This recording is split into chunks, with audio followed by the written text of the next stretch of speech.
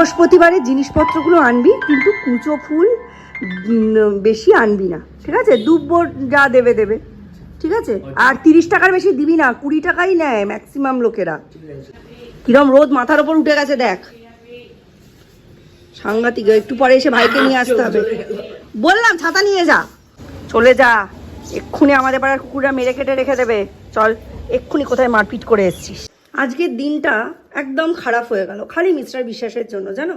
এই যে বৃহস্পতিবারের ফুল সৌম্য এনে দিয়েছে, ঠাকুর ঘরে রেখে বিছানা টিছানা তুলে ঠাকুরের বাসন নামাই। অনেক দিন পর আজকে সময় হয়েছে যে তোষকগুলো রোদে দেবো। কি সাংঘাতিক রোদ্দুর! মানুষকে যদি একটু ফেলে দেওয়া হয়, মানুষ তক্ষুনি না একদম জ্যান্ত তন্দুর হয়ে যাবে। সূর্যকে আনতে হবে, এই যে এগুলো রোদে দেবো। বাবারে কি রোদ্দুর! আনতে হবে, পিসির বাড়িতে রয়েছে। মাথা গরম ছিল, খুব মেরেছি আজকে। খালি বায়না, বাবাকে মেরেই যাচ্ছে। কেন মেরে যাচ্ছে পরে বলছি। কার হার্নিয়া হলো কে জানে।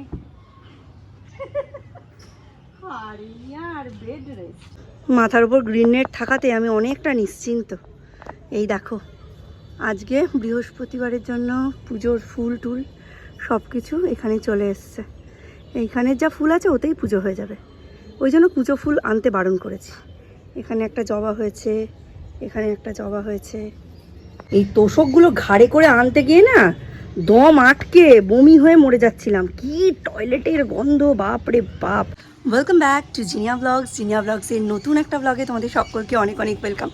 আজকে হচ্ছে বৃহস্পতিবার, কিন্তু আজকে সৌর্য স্কুলে যেতে পারিনি। আমি 6টার সময় উঠেছি, ফ্রেশ হয়ে সৌর্যকে ডাকতে যাব, তখনই ওর বাবা বলছে যে সৌর্য ঘুমোতে যাওয়ার আগে আমায় বলেছে আমি যাব না।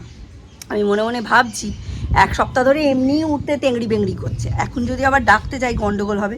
থাক, একদিন না গেলে নাই গেল, এই তো ছোট্ট ক্লাস, থাক একটা দিন থাক বলে আমি ঘুমিয়ে পড়েছি।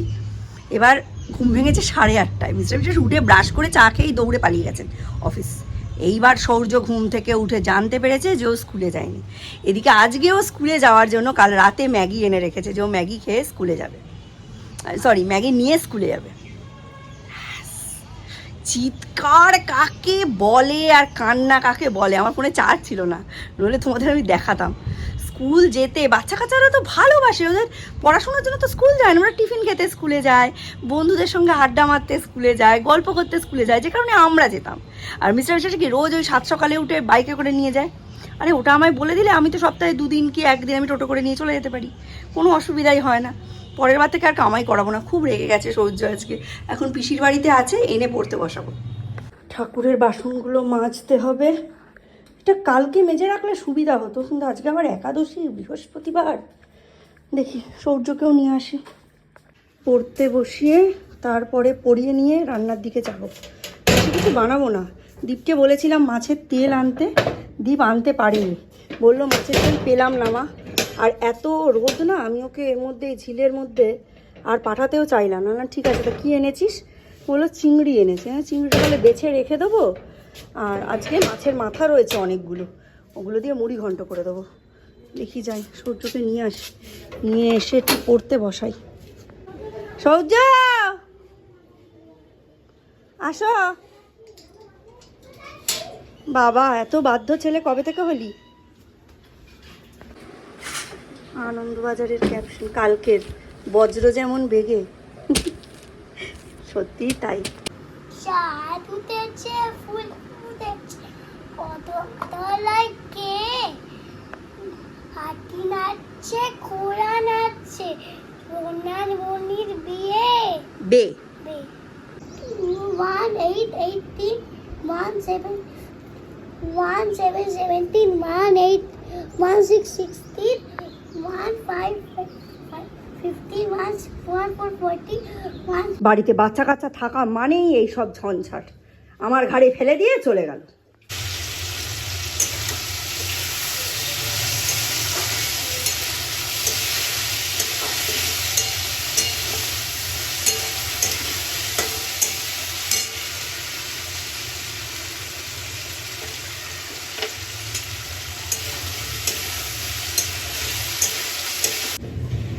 আমাদের বকুল তলায় ভিড় জমেছে, বসেছে মেলা, দেখতে যাব আমি তুমি। আমাদের বকুল তলায় ভিড় জমেছে, বসেছে মেলা, দেখতে যাব আমি তুমি। মানে একেতে ডেলি লাইফ ব্লগিং, তার মধ্যে দুখানা বাচ্চা, তার মধ্যে দুটোই যায়নি স্কুলে। মানে বাড়িতে যে কি অচলাবস্থা, কি অরাজকতা চলছে আমার ওপর, আমি মানে তোমাদের বলে বিশ্বাস করতে পারবো না। আচ্ছা তোমাদের বাচ্চাগুলোও কি বাড়িতে থাকলে এরকম করে গো, নাকি খালি আমাদেরটাই করে? এই দুটো বাচ্চা মিলে বাবা 11টার সময় 10:30টায় পড়তে বসেছে, আধ ঘন্টা ঠিক পড়লো। পড়েই মা আমার খিদে পেয়ে গেছে, সে নাকি 1 প্যাকেট ম্যাগি খেয়েছে। কী দিয়ে খাবি? রুটি আলু ভাজা খাবো। বড়টাও হ্যাঁ হ্যাঁ হ্যাঁ আমিও রুটি আলু ভাজা খাবো। 3টেকে বাটার দিয়ে পরোটা আর আলু ভাজা করে এই ওপরে টিফিন দিলাম। এখন বাজে 12:15। 12:15টার সময় এরা টিফিন খাচ্ছে। তখন বললাম, তখন সব ম্যাগি খেলো। ম্যাগি তো থাকে না পেটে, ম্যাগি খেলে চলবে কি করে? ওই খেলো। এইবার আমি ঠাকুরের বাসন মেজে, আমার আর ওপরে পড়াতে যাওয়ার টাইম নেই। বকুল তলায় ভিড় জমেছে, বসেছে মেলা, দেখতে যাব আমি তুমি। হ্যাঁ, কালকের ব্লগটায় আমার এই কালকের ব্লগটায় বলছি, সরি, ওই যেদিন অ্যাটাক হলো 7 তারিখের ব্লগটায় আমার প্রথমে কপিরাইট এসেছিলো, তাই পুরোনোটা আমি ইয়ে করে দিয়েছি, ডিলিট করে দিয়েছি। করে দিয়ে তারপর রাত্রিবেলা মিস্টার বিশ্বাস আসার পর কপিরাইটটা পারফেক্ট করে আবার আপলোড করেছি, ইচ্ছে থাকলে দেখো। বকুল তলায় ভিড় জমেছে, বসেছে মেলা, দেখতে যাব আমি তুমি। একটু পরে সরস্বতী দি হাঁক ডাক করতে করতে চলে আসবে। আর কালকে মেরেছে 4টে কড়া, আজকে একটাও কড়া সরস্বতী দিকে বের করা যাবে না। আজকে এই একতলাটা মুছবে, আর বলবো সাইকেলের ওই গ্যারেজটা যদি একটু পরিষ্কার করে দেয়। গ্যারেজের ভেতরটা ট্রিমেন্ডাস নোংরা হয়েছে, বলবো জল ঢেলে ভালো করে ঝাঁটিয়ে একটু পরিষ্কার করে দাও। বললেই করে নাকি? পালিয়ে যাওয়া হাব ভাব। দেখো না, কোনোদিন ব্লগে দেখতে পাবে না তো, খালি পুরুক করে পালিয়ে যাওয়ার নেশা। তাছাড়া আমি ব্লগে অন্যদের ধরতেও চাই না, এটাও একটা ব্যাপার। ও দীপের সাথে এই নিয়ে এক রাস ঝামেলা হলো। এই নাকি 70 টাকা চিংড়ি। ভাবতে পারছো এই চিংড়ি আমি কার মুখে দেবো বলো? কার মুখে দেবো? আমি এঁচোড় চিংড়ি করবো বলে এনেছিলাম। একেতে এঁচোড়ের দাম বেশি, তার উপর চিংড়ির দাম বেশি, তার উপর এরা এক পদে খাবে না। আমাকে ডাল, একটা ভাজা আর এঁচোড় চিংড়ি করতেই হবে। যদি আমি এঁচোড় দিয়ে করি তাহলে আমি দামে কুলাতে পারবো না, আমি পটল চিংড়ি করি। চলো একটু বসে মুড়ি আর আলু ভাজা খাই, খেয়ে একটু চা খেয়ে কাজে লাগবো। জম্মের ঝাল দিয়ে মুড়ি মেখে খেয়েছি। ওরে বাবা, এইটুকু লঙ্কা খেতে পারলাম না। ওরে বাবারে বাবা। দীপ ভালোই বাজার করে, খুব একটা খারাপ বাজার করে নাও। এই যে কয়েকদিন আনতে দিই না, কয়েক মাস কি না ভুলভাল বাজার করেছে। ও 25 পিস চিংড়ির দাম হয়ে গেছে 70 টাকা। মানে 2.5 টাকা থেকে 2 টাকা 70 করে এক একটা চিংড়ির পিস। 25 পিস চিংড়ি, 4 জন মানুষ, কি করে হয়? 2 বেলা হবে? 1 বেলা হবে। 1 বেলা হলেও 5-6 পিস করে হবে। আর চিংড়ি মাছ এই এত বড় দেখতে, জামা জুতো ছাড়ালে এইটুকুনি হয়ে যাচ্ছে। আমাদের পাড়ায় এক কাকিমা আছে। কাকিমা কি করে, পটল কাটতে কাটতে কথা বলছে। কাকিমা ভেতরে একটা করে লম্বা কাঠি ঢুকিয়ে দেয়, ধোয়া কাঠি ঢুকিয়ে দেয়। চিংড়িগুলো বেশ বড় বড় লাগে, আর কেউ বলতে পারবে না তোরটা বড় আমারটা ছোট। কি করব?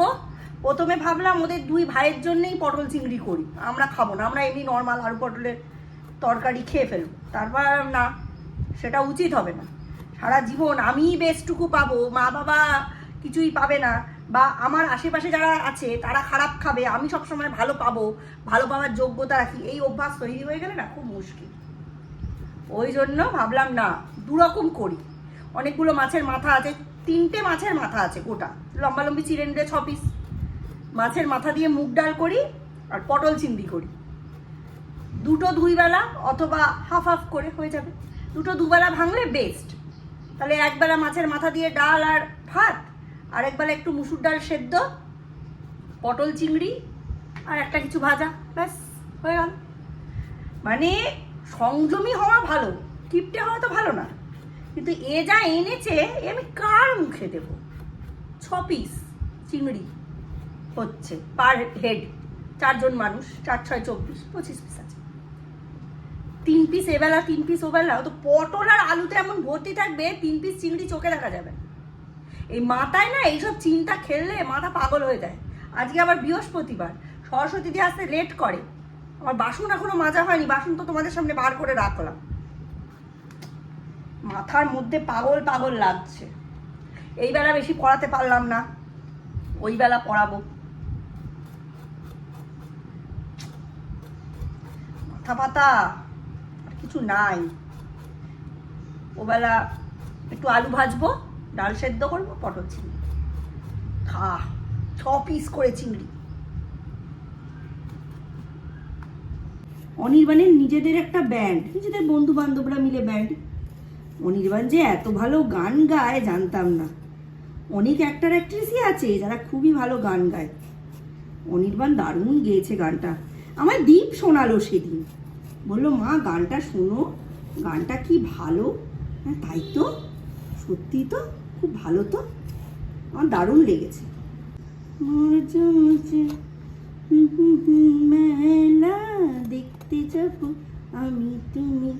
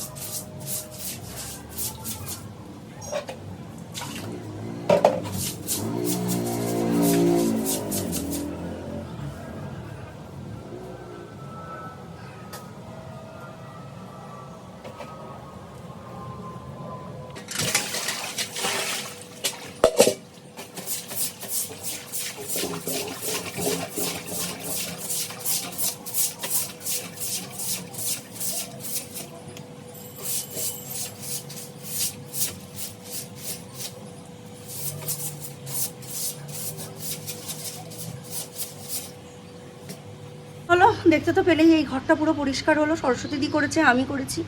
ঝাঁটা স্ক্র্যাপার কিছু দিয়ে বাদ করিনি, তবে মাসে একবার করে করাতে হবে, নইলে না এই নোংরাগুলো জমে জমে যেটা কালো একটা প্যাচ পড়ে যাচ্ছে, সেটা দেখতে খারাপ লাগছে।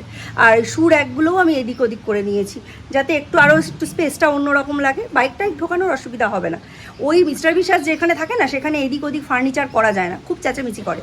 তো আজকে আমি করে দিয়েছি, কিছু করার নেই। আর জামা কাপড়গুলো এই যে কেচে সমস্ত কিছু ড্রাই করে মেলে দিয়েছে, এগুলো নিয়ে চিন্তা নিয়ে শুকিয়ে যাবে। চলো, আজকে রান্না হয়নি কিছু, আজকে দুটো জম্পেশ রান্না, একটা পটল চিংড়ি আর একটা মাছের মাথা দিয়ে মুগের ডাল। একবেলা মুগের ডাল, মানে দুপুরে মাছের মাথা দিয়ে মুগের ডাল, আর রাত্রে পটল চিংড়ি। এই যে দেখো একদম পরিষ্কার করে ফেলেছি।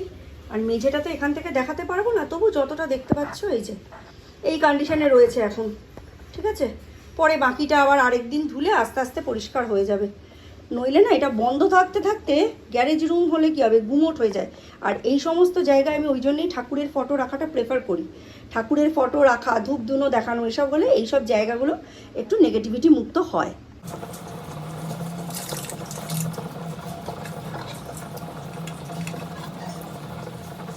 পুলিশ গাড়ি দিয়ে এসেছে, পুলিশ গাড়ি ঠিক করে দে বলেছে।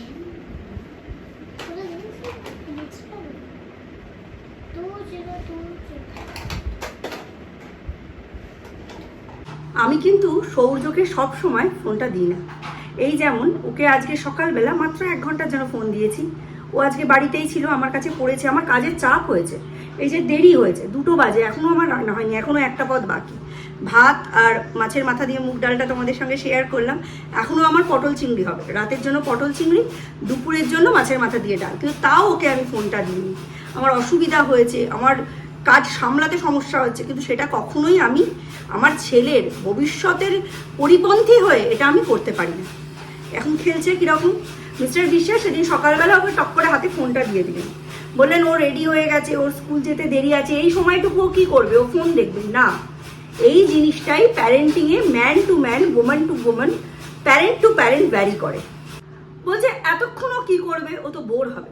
বাচ্চা যখন বোর হবে তখন তার কল্পনা শক্তি ডানা মেলবে, তখন সে ভাববে এটা দিয়ে কি করা যায়, ওটা দিয়ে কি করা যায়, কিছু ভাঙবে, কিছু জিনিস জুড়ে জুড়ে তৈরি করার চেষ্টা করবে, মাটি দিয়ে কিছু বানাবে, ঘরদোর নোংরা করবে, বিছানা নোংরা করবে।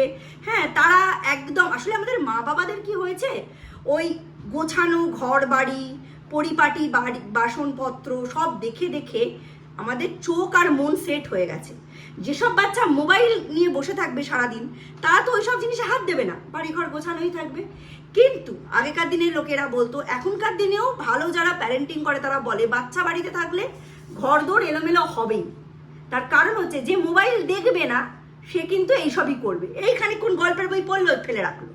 এই একটু ছবি আঁকলো, ফেলে রাখলো। এই খানিকক্ষণ টিভি দেখলো, রিমোটটা ছড়িয়ে রাখলো। এই খানিকক্ষণ গাড়ি নিয়ে খেললো, এই যেমন সৌর্য খেলছে, সরিয়ে রাখলো। ছড়িয়ে ছিটিয়ে রাখবে। মা বাবার কাজ কোনোদিন শেষ হবে না, কিন্তু সে একটা ভালো ভবিষ্যৎ পাবে। আমরা মানে যারা ওই যেসব বাচ্চা মোবাইল ছাড়া একা একাই নিজের মতো খেলে অভ্যস্ত, আমরা মা বাবারাও না তাদের ঠিক ম্যানেজ করতে পারি না, মানে চোখে মনে সওয়াতে পারি না। আমাদের মনে হয় বাবা বাচ্চাটা কি দুষ্টু, এরম বাচ্চা দুটো তিনটে লোকে সামলায় কি করে। কিন্তু বাচ্চারা এরকম হলে তবেই বাচ্চারা একটা ভালো ভবিষ্যৎ পায়।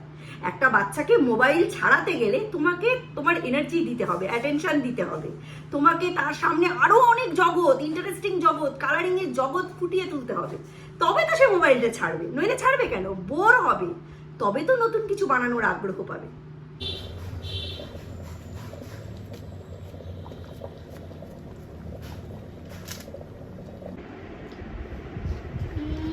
My friend.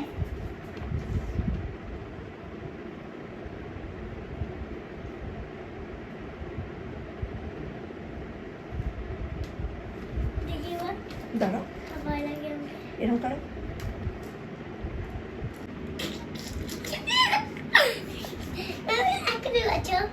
দাদাকে আগে দেখি এসে।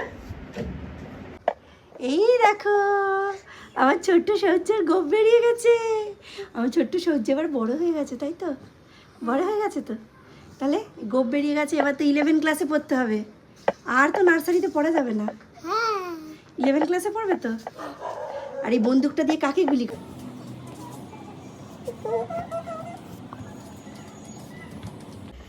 তাহলে এরম অবস্থায় তাহলে বাবিকে আর প্রীতিকে একটা কল করে নাও, তাহলে ওরাও ভয় পেয়ে যাবে। ওরা ভাববে মা এই কদিন আসেনি, তার মধ্যে সূর্যের গোপ বেরিয়ে গেছে। গোপ বেরিয়ে গেলে কি হয়? আমরা দাদু হয়ে যাই। তুমি দাদু না, দাদু হলে তো সাদা গোপ, এটা তো কালো গোপ। তার মানে এবার বিয়ে হবে না। কাকে বিয়ে করবে বলো তো? একটা কাউকে না। কাউকে বিয়ে করবে না।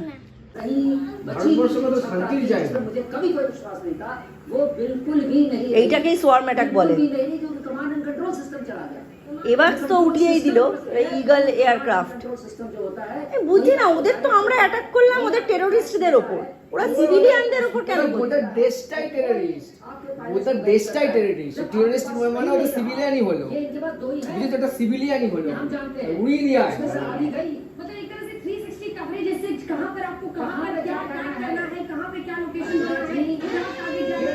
এই সাইরেন